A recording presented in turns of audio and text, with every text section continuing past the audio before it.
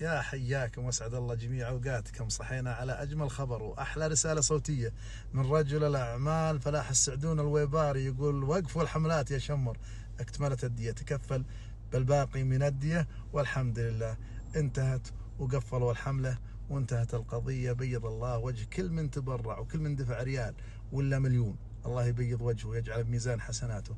يوم ننخى ما نخينا رخوم، عارف المواقف ونعرف الرجال، والحمد لله يوم انتهت القضية على خير.